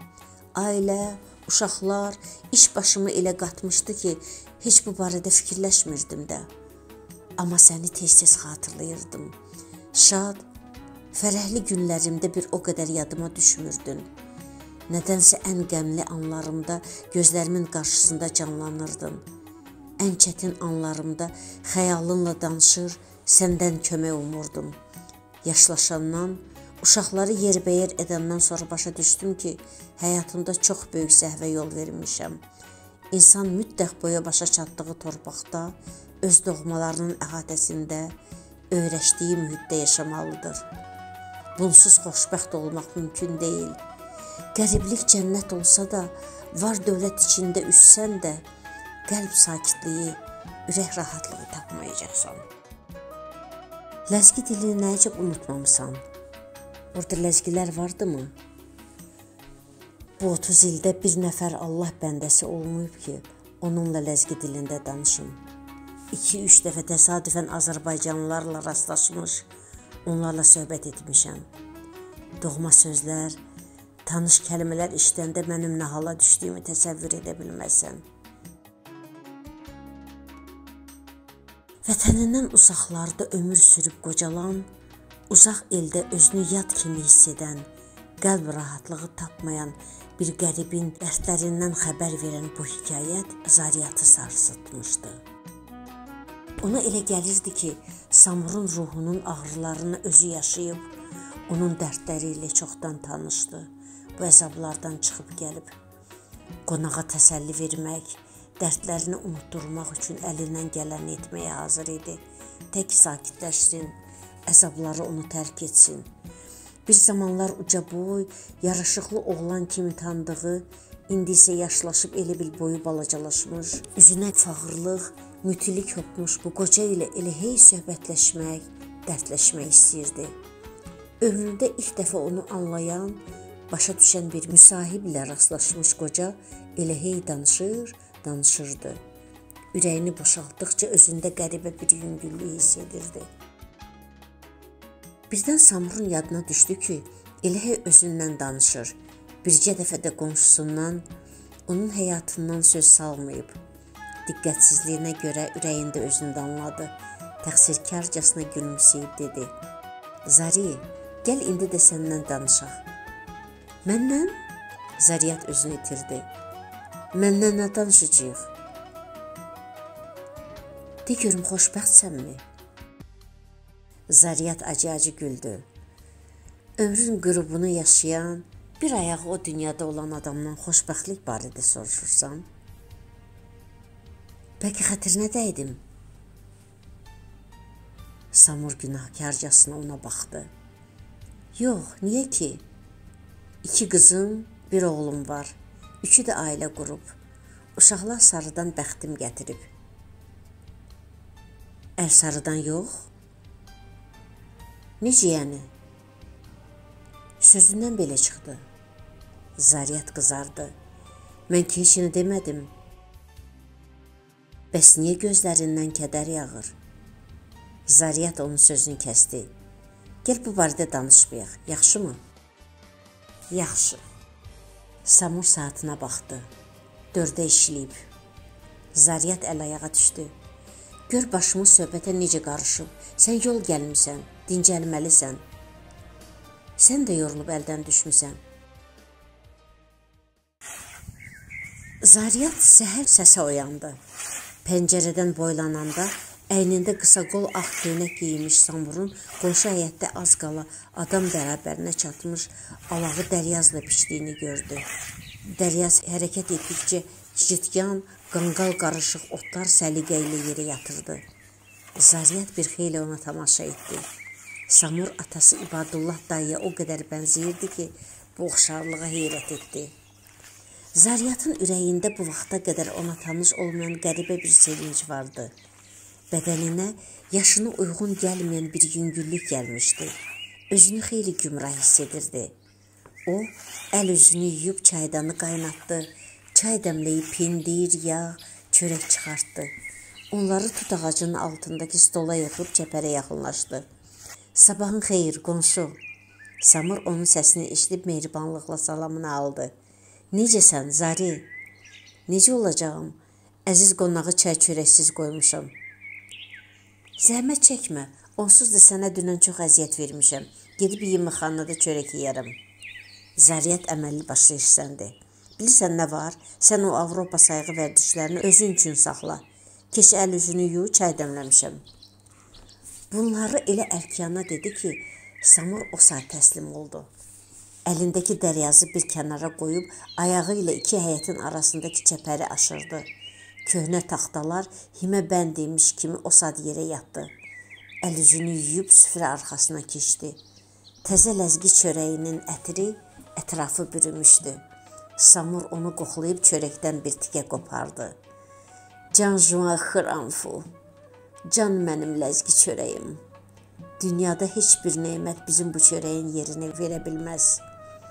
Zariyyət onun çayına şəkər saldı. Çay qaşığı ilə qarışdırıb Samurun qabağına qoydu. Sonra yağı, pendiri ona yaxınlaşdırdı. Bunları mexaniki etdi. Məhəmmədi belə qulluq etməyə öyrəşmişdi. Samur onun bu məhrəmanə hərəkətindən elə kövrəldi ki, gözləri doldu. O Zariyyatın əlini öpdü. Çox sağ ol. Bunu elə də vazişlə etdi. Elə mehribanlıqla dedi ki, indi də Zariyyat kövrəldi. Ömründə heç kəs, heç vaxt onun əlindən öpməmişdi. Onlar bir-birinə uzun, qəribə nəzərlə baxdılar. Heç biri danışa bilmirdi. Nədənsə çəkinir, özlərini narahat hiss edirdilər. Hərə ürəyində özünü nədəsə günahkar sayırdı. Lakin nədə? Bunu heç biri bilmirdi. Dinməzcə çörək yeyirdilər. Zariyyat ev yiyəsi olduğunu xatırladı. Samur qərib idi, qonaq idi. Deməli, sükutu özü pozmalı idi. Neçə günlüyə gəlmisən? 20 günlüyə. İşləyirsən? Yox, təqaüdə çıxmışam. Bəs sən? Mən də.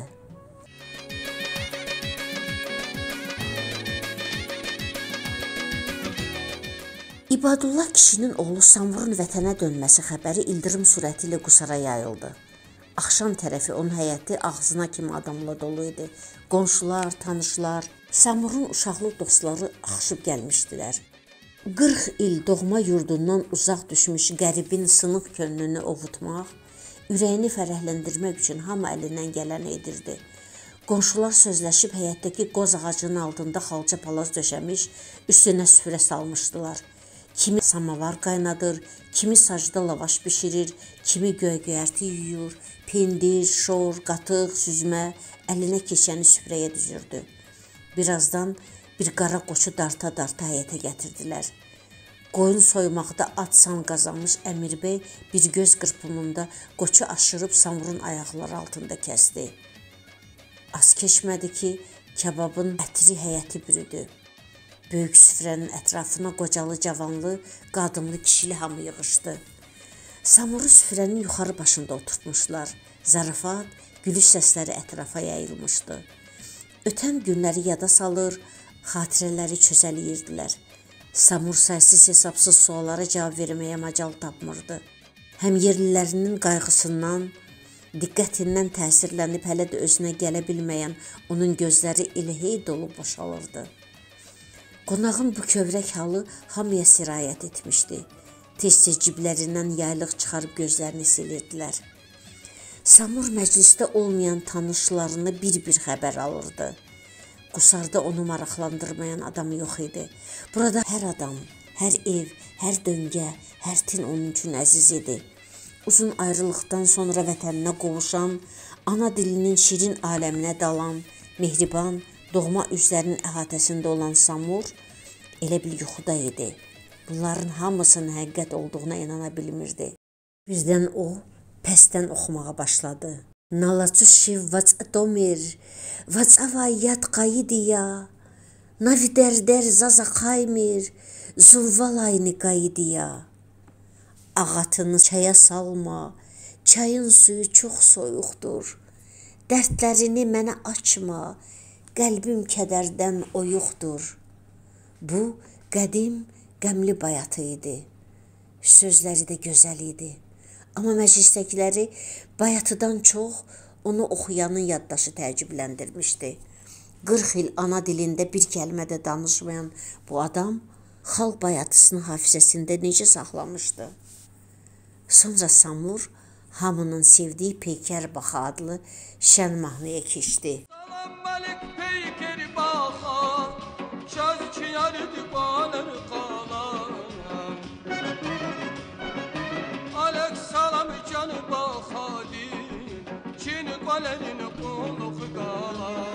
Məclisdəkilər gür səslə nəqarət oxuyurdular.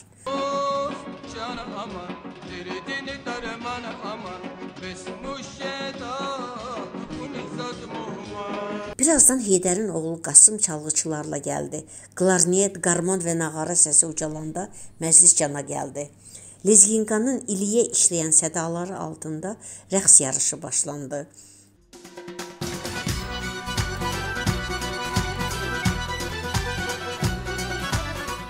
Kişilər 2-2, 3-3 ortalığa çıxır, sonra qadınları dəvət edirdilər. Hamı bir nəfər kimi əl çalırdı. İndi qonağın növbəsidir. Samur, dur ayağa, məharətini göstər görüm, deyə kimsə səsləndi. Samur bunu gözləyirmiş kimi yaşına yaraşmayan çevikliklə meydana atıldı. Ömrü boyu rusların arasında yaşamış bu adamın belə şox, xalis ləzgi kimi süzə biləcəyini ağıllarına gətirməyən yerliləri heyranlıqla ona tamaşa edirdilər. Samur meydandan bir dəfə dövrə vurandan sonra gəlib Zaryatın qarşısında dayandı. Zaryat tərəddüd etmədən ona qoşuldu. Musiqinin ahəngi dəyişib, ritmi sürətləndikcə onların hərəkətlərinin itiliyi artırdı. İbadullah dayının çoxdan bəri qapısı açılmayan evində ucalan musiqi sədaları çoxlarını bura cəlb edirdi. Adamlar dəstə-dəstə yığışıb gəlirdilər. Kimin toyudur, deyə yaxınlaşanlar bir-birindən soruşurdular. Rəqs etməyə, şənlənməyə bəhanə axtaran cavanların sevincinin həddi-hüdudu yox idi. Qaranlıq düşəndə onların xahişi ilə demi, ləzgi rəqs məclisini həyətdən küçəyə, genişliyə keçirdilər. Bu gecə rəhmətlik İbadullahla Səlimənin ruhuna əyan olacaq ki, ciyər paraları vətənə qayıdıb, deyə yaşlı qonşular köks ötürür, tez-tez yaşarmış gözlərini silirdilər. Gecə yarıdan ötəndə cəmaət evlərinə dağılışdı. Axırıncı qonaqları da ötürəndən sonra Samur səhərdən ayaq üstə olan Zaryata yaxınlaşdı. Onun üzündə qəribə bir ifadə var idi. Bu ifadədə heyrət, məmnunluq, xoşbəxtlik hissləri bir-birinə qarışmışdı. Zari, yorulmamsan ki, deyə o mehribanlıqla, canı yananlıqla soruşdu. Əsla. Bəlkə çay dəmləyəsən, heç yuxum gəlmir. Bu dəqiqə Zaryat sevinclə öz həyətinə keçdi. Samurun təklifi onun ürəyindən idi. Onsuz da yata bilməyəcəkdi. Onlar tut ağacının altında oturub yavaşca oradan-buradan ən əhəmiyyətsiz şeylərdən danışırdılar. Amma bu əhəmiyyətsiz şeylər hər ikisi üçün maraqlı idi. Yay gecəsinə məxsus gözəl, sirli bir sükut yayılırdı. Ətrafda gecə böcəklərinin xoş vızıltısından başqa heç bir səs yox idi. Arada qurbağa qurultusu eşidilir, sonra o da gecənin sakitliyində əriyirdi. Bir neçə günün içində Zaryat yaman dəyişmişdi. Onun görkəmindən gümrahlıq, şuxluq yağırdı. Qəlbində həyat işqi qaynayırdı. Ona elə gəlirdi ki, dünyaya təzəcə gəlib. Köçəri quşlar yazda doğma yuvalarına qayıtdıqları kimi çoxdan ürəyini tərk etmiş sevinç, fərəh hissləri də yenidən onun qəlbinə dönürdü. Quruyub cadar-cadar olmuş, arxa yenidən su gələndə necə canlanırsa, Zaryat da eləcə cana gəlmişdi. O, özündə quş yüngüllüyü hiss edirdi.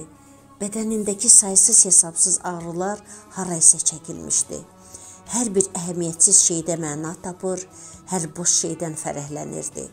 Samur öz gəlişi ilə onun mənasız həyatına yenilik, təravət gətirmişdi.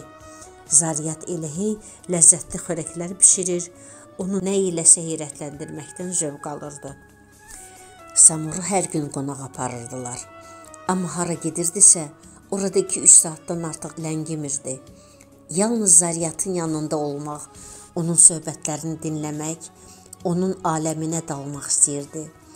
Onunla bir yerdə olanda deyib gülür, zarafatlaşır, maraqlı əhvalatlar danışır, Zaryatı əyləndirməyə çalışırdı. Onlar hiss olunmadan ürəklərinin ən dərin güşələrində gizlin saxladıqları sirləri bir-birinə etibar etməyə başlamışdılar. Samur başqa adət-ənənələri, başqa mənəvi dəyərləri olan adamların arasında keçirdiyi ömrünün səhifələrini vərəqlədikcə, onun qəm dolu sevgisiz, məhəbbətsiz həyatı kino lenti kimi Zaryatın gözləri önündə canlanırdı. Arvadı Zarıdan bəxti gətirməyən Samur, sən demə övladlarından da yarımamışdı.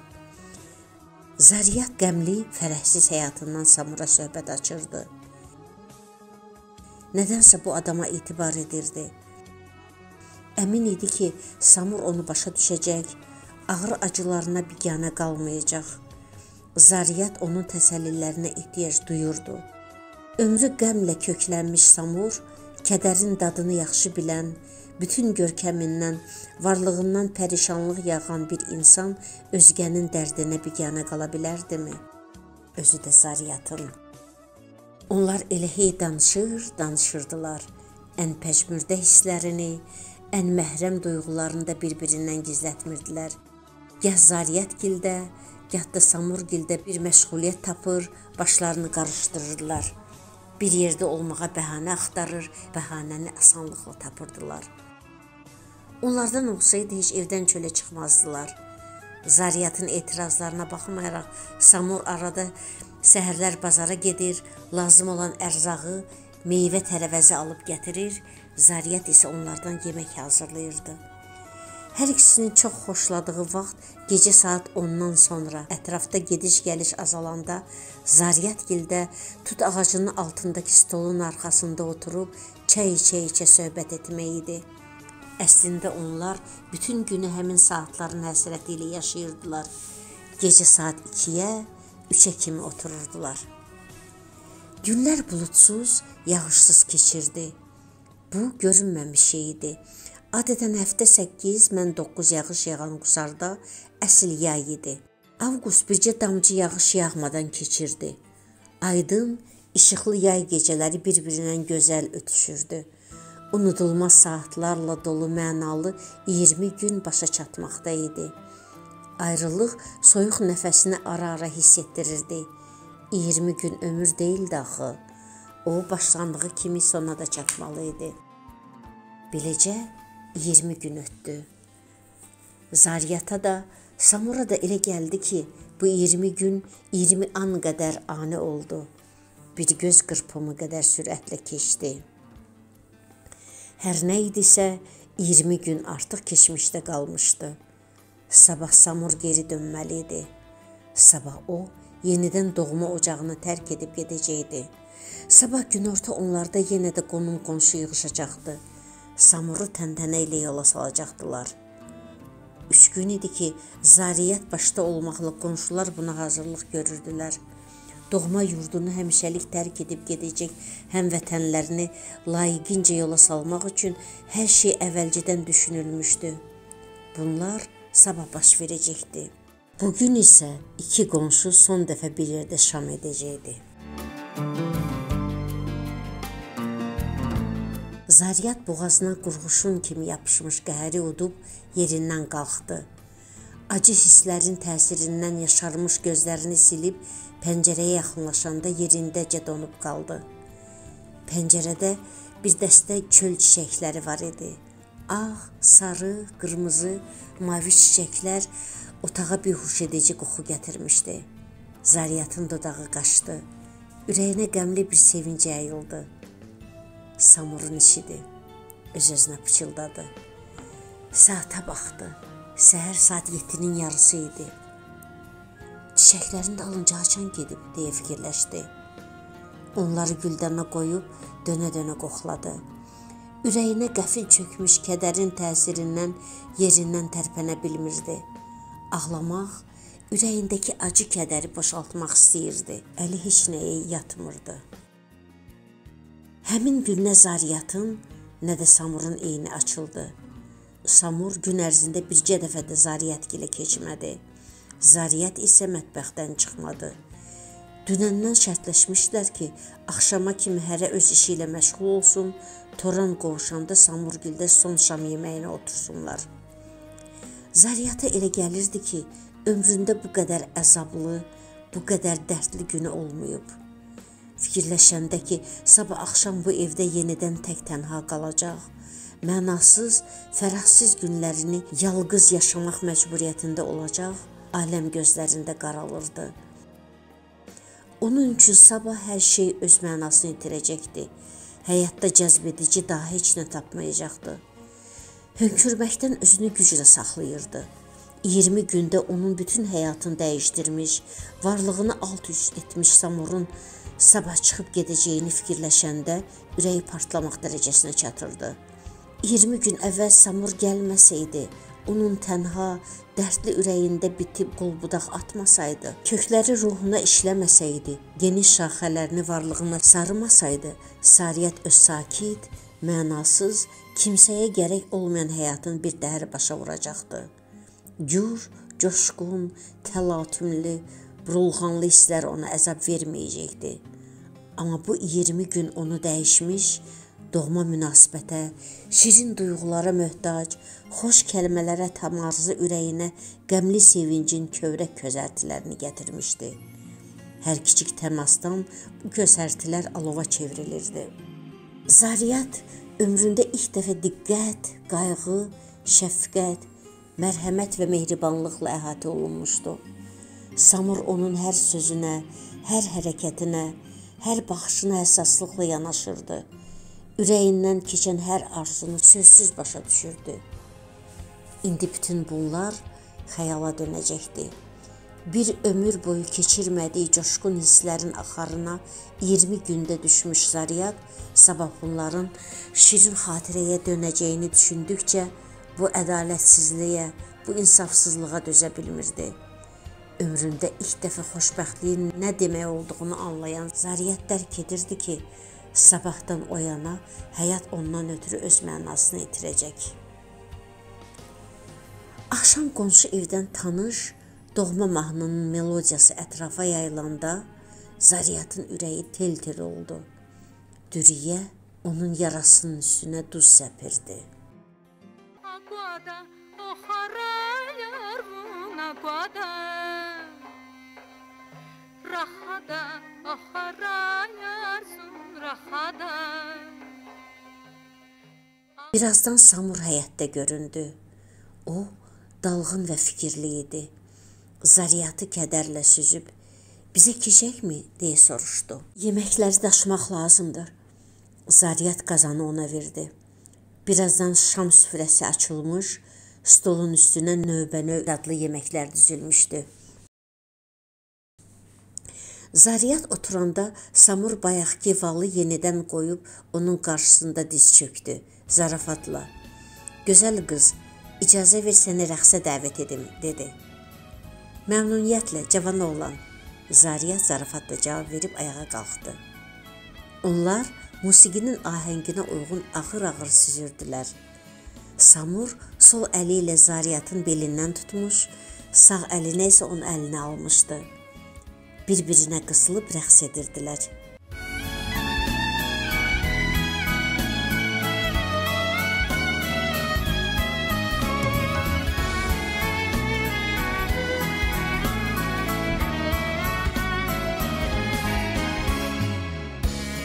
"20 günün ərzində ilk dəfə idi ki, bu qədər yaxınlaşmışdılar. Az qala bir-birinin nəfəslərini hiss edirdilər. Gözlənilməz yaxınlıqdan özlərini itirmiş bu ahıl adamların başları gicəllənirdi. Onlar özlərini yeniyetmə kimi hiss edirdilər. Hərəkətləri, davranışları yonulmamış, utancaq, kəntə yeniyetmələr kimi. Həyatlarında ilk dəfə qoşa rəqs edən qızla oğlan kimi idilər. Musiqinin səsindən çox ürəklərinin döyüntüsünü eşidirdilər. Musiqi başa çatanda Samur onun qarşısında baş əyib əlindən öpdü, sonra isə oturmağa kömək etdi. özü də keçib üzbəüzündə yerini rahladı. Yemək yadlarına da düşmürdü. Hər ikisinin ürəyinə sabahki əzablı, niskilli ayrılığın ağırlığı çökmüşdü. Bu ağırlıq onların olan qalan qətiyyətlərini əllərindən almışdı. Deməli sabah gedirsən. Zariyat sükut pozdu. Hə, getməliyəm. Allahımdan razıyam ki, son dəfə vətəni görmək mənə nəsib oldu. Samur susdu. Bir xeyli danışmadı. Sonra kədərlə əlavə etdi. Sən olmasaydın səfərimin heç bir mənası olmazdı. Niyə elə deyirsən? Sənin gəlişinə bütün qusar sevinirdi. Zariyat etiraz etdi. Sözümü qəribliyə salma, Zari. Qusarlıların öz yeri var. Sənin öz yerin. Sənsiz mən qəriblik çəkəcəkdim. Sən mənə əzizdən əziz, doğmadan doğma oldun. İndi ölsəm də dərdim yoxdur. Samur Zariyatın sağ əlini ovucularının arasına alıb sıxdı. Kövrəkliyimə görə məni bağışla. Özümü ağlamaqdan güclə saxlayıram. Bu günlərdə məni özünə elə bağlamısan, elə öyrəşdirmisən ki, qorxuram sənsiz dözə bilməyim. Sakitliyimə baxma, ürəyim qan ağlayır. Zariyat ömründə belə səmimi etiraf eşitməmişdi. Onun bədəni uçundu. Qismətinə gec çıxmış qəmli sevdanın acı dadı onu kövrəldi. Məni demirsən, kaş heç görüşməyəydik. Sən gedəndən sonra bilmirəm nə edəcəyəm. Zariyatın gözləri yaşardı. Samur onun yanında oturub Zariyatın başını çiyninə qoydu. Zariyat qəhərlə dilləndi. Samur, Allah bizi bir-birimiz üçün yaratmışdı. Amma bunu başa düşmədik. Xoşbəxtlik yanımızda olduğu halda onu uzaqlarda axtardıq. İnsanın özünə elədiyi pisliyi başqaları eləyə bilməz. Zariyat dərindən ah çəkdi. Sən mənə gəlsəydin, dünyanın ən xoşbəxt adamı olardın. Nə işim vardı uzaqlarda? Ömrüm qərib yerlərdə puç oldu. Axirət günü uzaqda deyil. Yad eldə məni kimlər ağlayacaq? Sağlığımda özüm qərib oldum. Öləndən sonra qəbrim qərib olacaq. Samur daha sözünə davam edə bilmədi. Zariyat onun başını əlləri ilə qucaqlayıb sinəsinə sıxdı.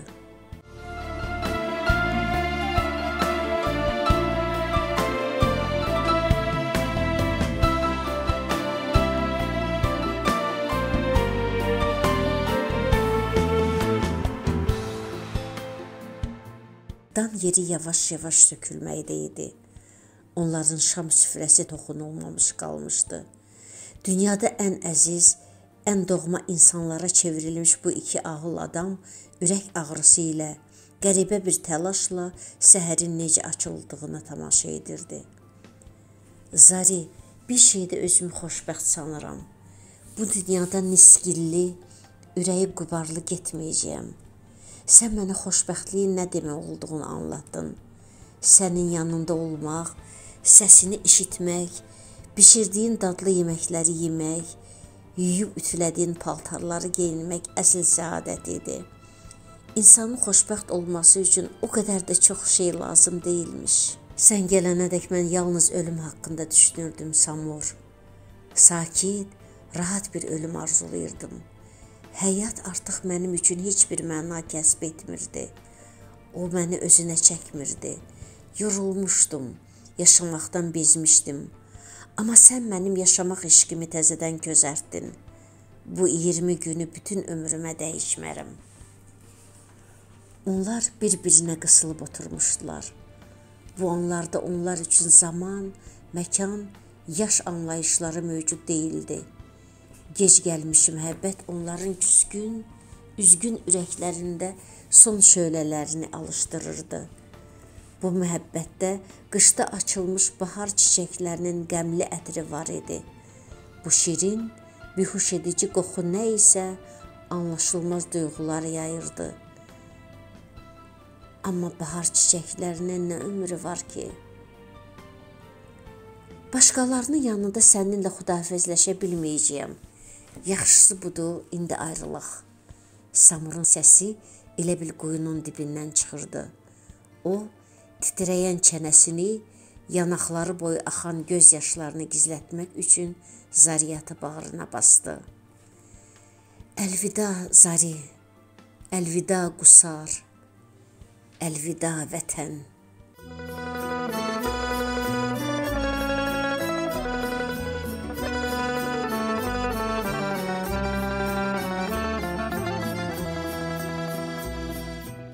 Sonra hər şey yoxdakı kimi oldu. İbadullah dayının həyəti yenə ağzınacan adamlarla doldu. Yenə qoz ağacının altında gür məclis quruldu. Yenə yemək içmək, sağlıqlar, göz yaşları.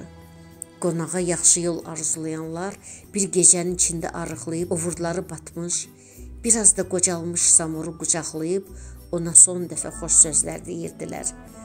O isə bu qədər insanın arasında özünü itirib müti baxışlarını gah ona, gah da buna dikirdi. Görkəmindən elə həsinlik yağırdı ki, yığışanlar ağlamaqdan özlərini güclə saxlayırdılar. Zariyatın yadında bircə şey qaldı ki, Samurun dalınca su atanda əlindəki dolça yerə düşüb çilik-çilik oldu. Bəs sonra nə oldu?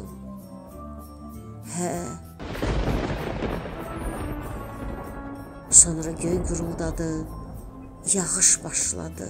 Nə başladı? Yer göy su ilə doldu.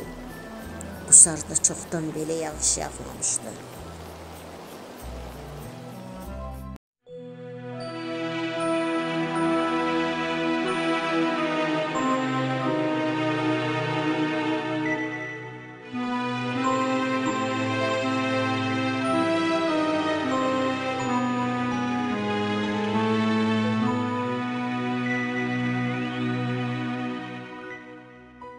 Zariyat yatağa düşmüşdü.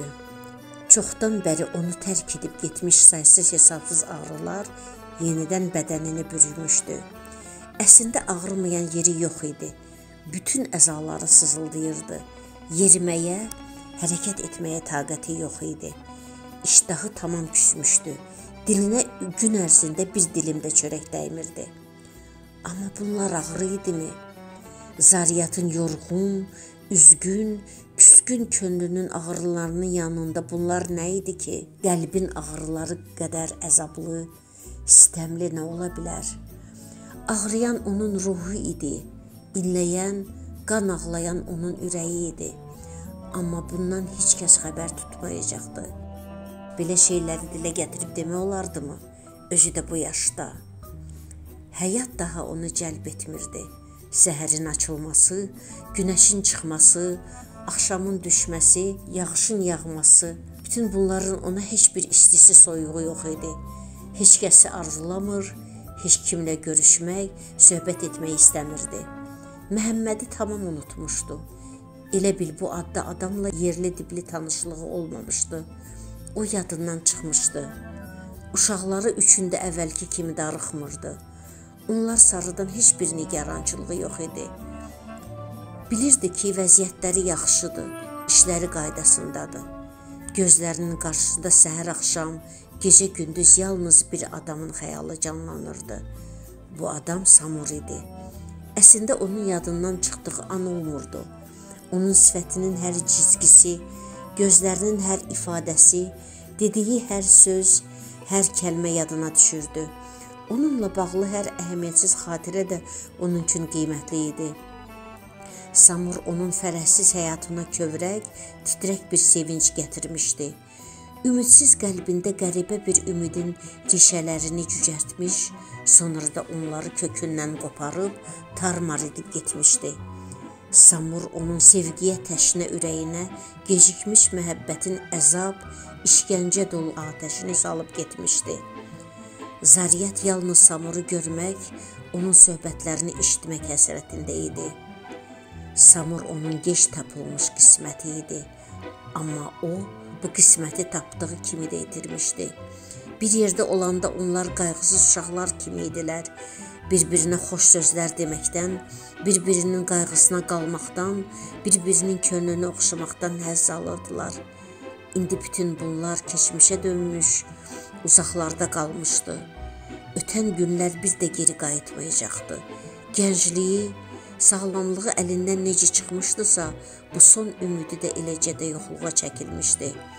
Ağrıyan, ağlayan ürəyini şirin xatirələrlə ovutmağa çalışan Zariyat özünün kimsəsizliyini, gərəksizliyini bütün dərinliyi ilə hiss edirdi. Bütün günü yerində uzanıb gözlərini tavana zilləyirdi. Oradan ona baxan Samurla xəyalında danışmaqdan başqa ayrı məşğuliyyəti yox idi. Hiss edirdi ki, gündən günə zəifləyir, geriləyir. Amma dava dərman, müalicə barədə fikirləşmirdi.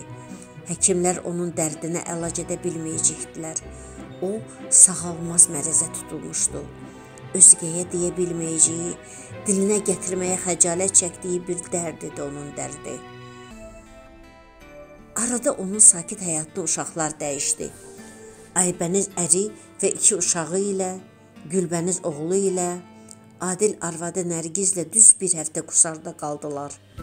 Onlar Zariyatın xəstələndiyini eşidən kimi yığışıb ona baş çəkməyi qərar aldılar. Zariyatı yataqda görməyə adət etməmiş uşaqlar onu sınıxmış, zəifləmiş halda görəndə əl-ayağa düşdülər. Onlar elə hey analarını yola gətirməyə, inadından döndərib Bakıya qaytarmağa çalışırdılar. Yaşlarının ahıl çağında ayrılmış valideynlərinin fikri onlara rahatlıq vermirdi. Zariyata isə xəstəliyindən daha çox uşaqlarının israrı əzab verirdi. Övladlarının sərsiz-hesabsız sualları, təkidləri, xahiş və yalvarışları onun olan qalan səbrini də əlindən alırdı. Bu söz-söhbət onu yorur, təbdən çıxarırdı. Onsuz da ağrıyan Zariyat olan qalan qərarını da itirir, canını qoymağa yer axtarırdı. Nəhayət, səbr kasası dolmuş Zariyat Aybənizi, Gülbənizi və Adili yanına çağırıb, ürəyinin bütün ağrı acısını onlara boşaltdı. Mənə çox əzab verəcəksiniz? Nə istəyirsiniz məndən? Bəlkə mən sizə pis ana olmuşam. Yoxsa yanınızda gözü kölgəliyəm. Sizi böyüdüb oxudana, ev eşik sahibi edənə kimi dincilik, rahatlıq nə olduğunu bilməmişəm. Gəncliyimi, sağlamlığımı, arzularımı, hər şeyimi sizə qurban vermişəm. Amma siz özünüzdən başqa heç kimi fikirləşməmişsiniz.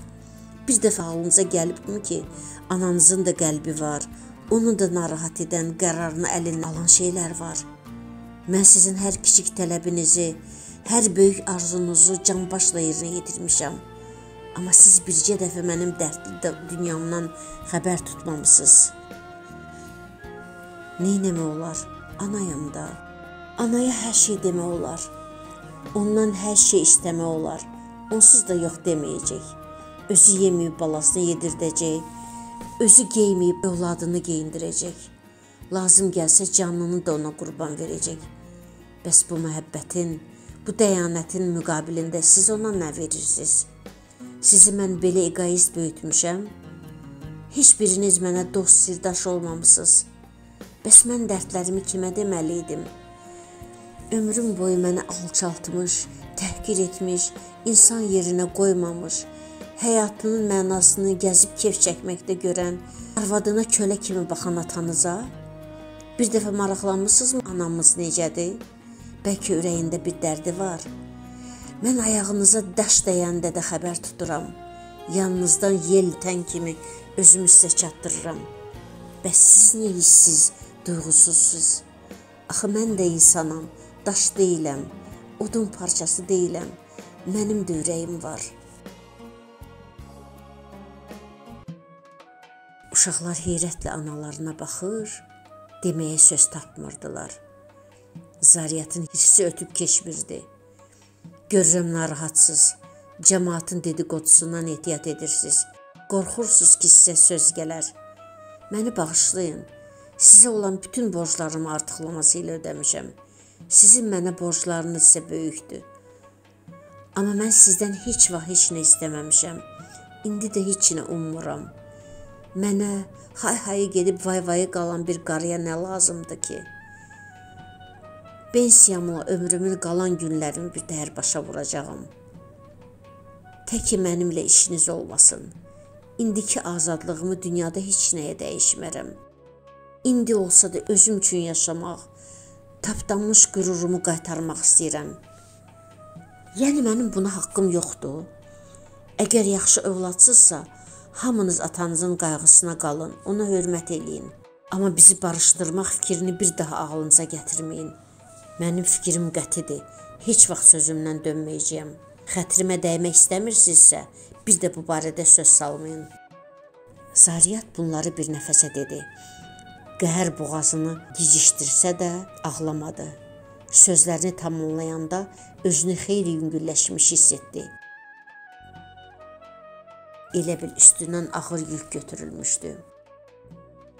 Aybəniz ağlaya-ağlaya anasının boynuna sarıldı. Gülbəniz onun əllərini oxşadı. Adil isə başını Zariyyətin düzləri üstünə qoyub gözlərini yumdu.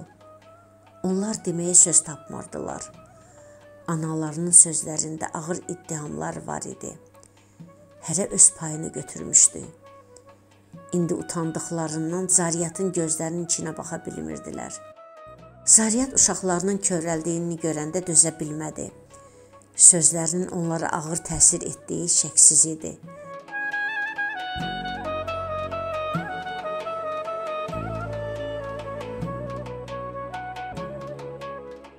Amma onların fikir çəkməsinə, qəm yeməsinə heç vaxt razı olmazdı. Onun ürəyi buna dözməzdi. Yaxşı, mısmırığınızı sallamayın. Sonra onların könlünü aldı. Sizin xoşbəxtliyiniz mənim üçün kifayətdir. Allaha çox şükür ki, bu barədə bəxtim gətirib. Uşaqlar bir həftə qalıb, səs-küylə gəldikləri kimi səs-küylə də çıxıb getdilər. Onlar Bakıya yola düşəndə Zariyyət ilk dəfə sakitliyə, tənhalığa ürəkdən sevindi. Canını dişinə tutub evi yığışdırdı, qab-qacağı, mələfələri yuyub yerlərinə qoyandan sonra anladı ki, daha səs-küy götürə bilmir. Artıq yorulub taqətdən düşüb. İlk dəfə ürəyində etiraf etdi ki, daha heç kəsin yolunu səbirsizliklə gözləmir. Onun ürəyinin gizlin, əlçatmaz köşəsində tək bircə adama yer var. O adam isə bir daha geri qayıtmayacaq. Axan sular, gedən günlər geri dönmədiyi kimi, o da Zariyyatın yanına qayıtmayacaq, o anlar təkrar olunmayacaq. Tez-tez ürəyində soruşurdu. Samur indi hardadır? Görəsən nə ilə məşğuldur? Mən yadına düşürəmmi? Bəlkə xəstədir? Bəlkə. Ölüm sözünü o düşüncələrinə yaxın buraxmaq istəmirdi. Bu sözü ancaq özünə yaraşdırırdı, Samura yox. Fikirləşəndə ki, o artıq həyatda yoxdur, dünya gözlərində daralırdı.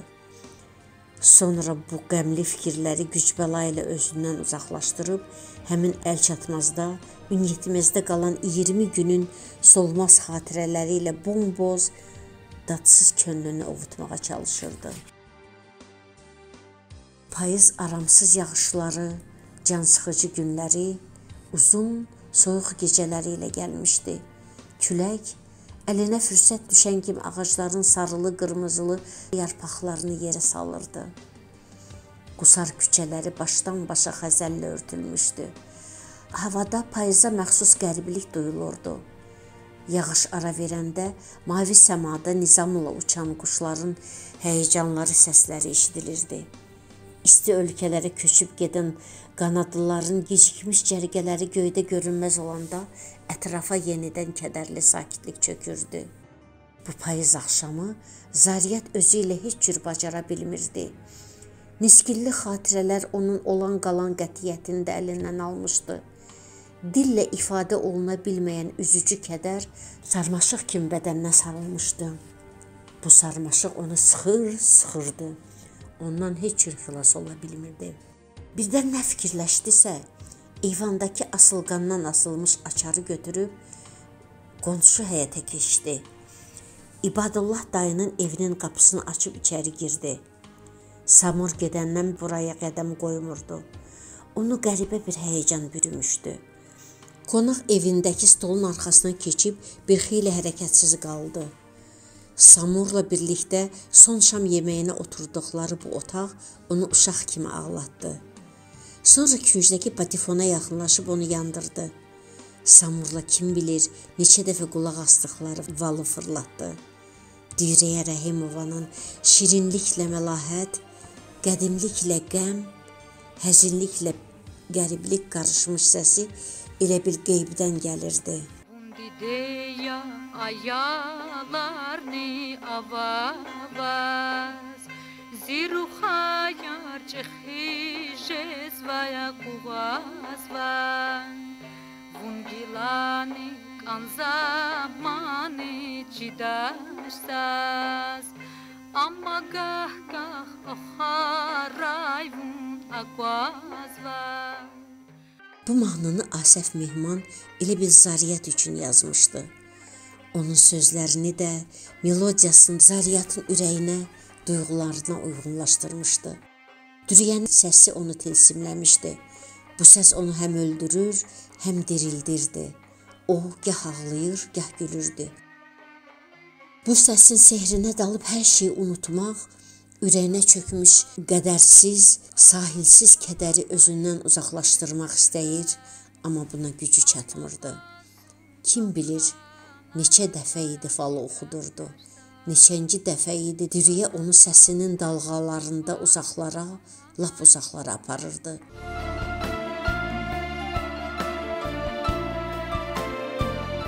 Ona elə gəlirdi ki, ümidsizlik, yalqızlıq qoxuyan bu soyuq payız gecəsi heç zaman bitməyəcək.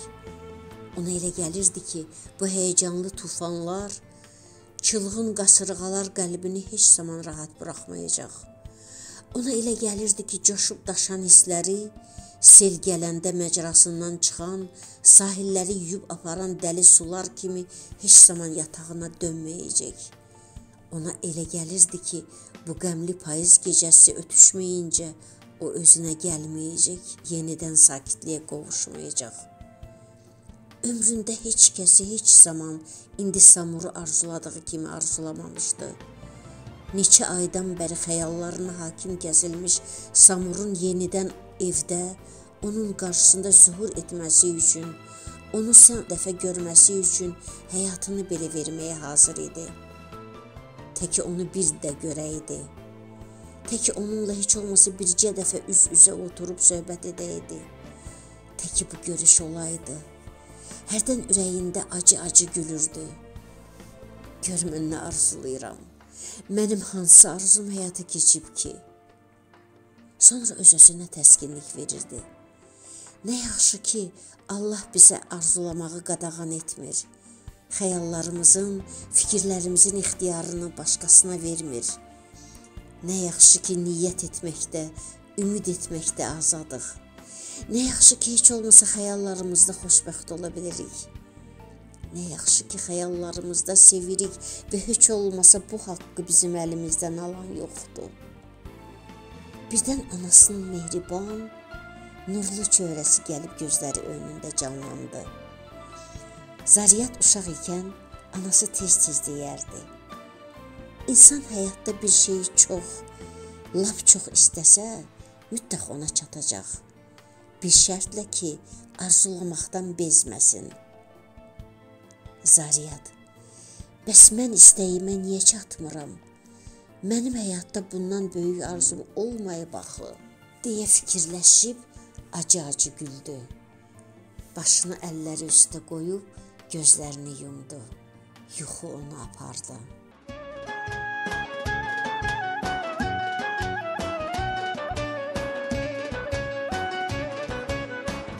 Həyətdə tünlü idi. Zariyatın tanıdığı, tanımadığı adamlar nə barədəsə danışırdılar. Kənarda gözəl bir at uzanmışdı. Zariyat gözlərini ondan ayırmırdı. Birdən atın doğduğunu görüb qorxudan çığırmaq istədi. Elə bu vaxt atın yanında ağappaq bir qulan gördü. Zariyat heyrətlə ona tamaşa edirdi. Onun təəccübünə səbəb o idi ki, balaca qulanın son dərəcə gözəl, heyrətamiz yalı var idi. Zariyatdan başqa bunu heç kəs görmürdü. Hələ öz aləminə dalmışdı. O, qulanı qucağına götürüb həyətin o biri başına gətirdi.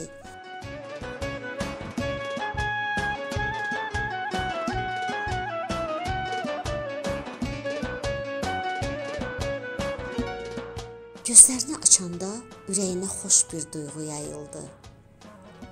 Yusuf Peyğəmbər xeyrə calasın. Gözəl yuxu idi. Yəqin xoş xəbər eşidəcəyəm. Bəlkə Samur qayıdacaq. Allahın işlərini bilmək olmaz. Bir də gördün gülə-gülə içəri girdi.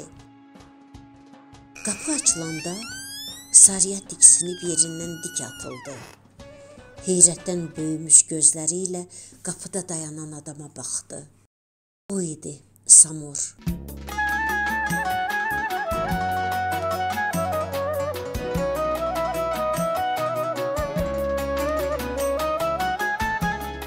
Sariyat gözlərini yumub açdı. Bunun xəyal və ya yuxu olub olmadığını yoxlamaq istədi.